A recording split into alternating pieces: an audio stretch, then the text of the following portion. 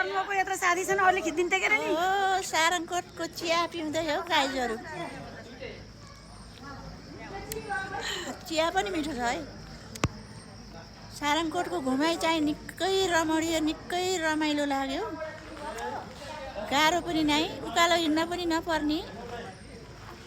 मजाले केबल कारमा आइयो, केबल कारमा गइन्छ अब यो चिया पिएर।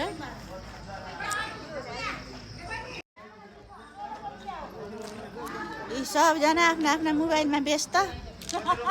कोही चियामा व्यस्त। सर चिया कति मिठो छ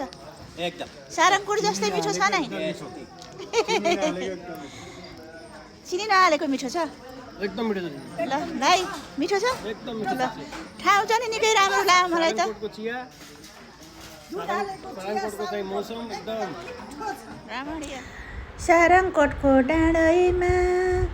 आऊ बस आडैमा भन्ने कति राम्रो गीत छ के रे गीत सित लिएर आइएन अब आफैले डाँडैमा आडैमा भनेर बनायो भिडियो साथी हो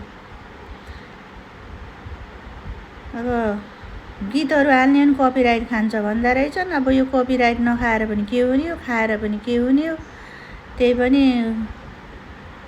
के कारण फेसबुक चलाउने भएको फेरि कपिराइट खाएर बन्द भयो भने पार फेरि के चलाउँला भन्न पर्ने अर्को पनि कति बनाउने हो र यहाँ यति धेरै साथी भएका फेरि साथी हराउलान् भन्ने पिर लौ त नि सुपादेउरेली माताको दर्शन गर्न गएको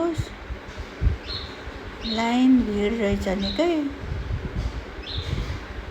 अब अरू लाइन बस्ने हामी चाहिँ अझै लाइन लामो होस् भनेर भिडियो बनाउँदै गरेको के साथी हो फेरि लामो लाइन भएन भने के मजा देउताको दर्शन गर्न मजाले लामो लाइन बसेर कतिखेर पालो आउँछ भन्दै कुर्दै सबैलाई अगाडि पछाडि हेर्दै गर्नुको मजा नै छुट्टै हुन्छ के हैन साथी हो आफ्नो त यस्तै हो तरिका कोही गएर पनि आत्तिने होइन हस्पिटल गए पनि मेरा बाबै मेरो पहिलो पालो आयो हुन्थ्यो भनेर मैले कहिले पनि भन्दैन अन्त गए पनि यस्तै हो शान्त स्वभाव घोडा चढेको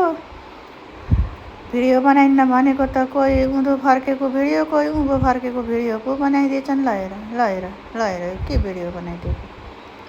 घोप्टी परेको अझै घोप्टी परेको होस् जस्तो बनाइदिए पनि बनाइदिनु नै ठुलो कुरा होइन साथीहरू यस्तो पनि कन्याम जाँदाखेरि यहाँ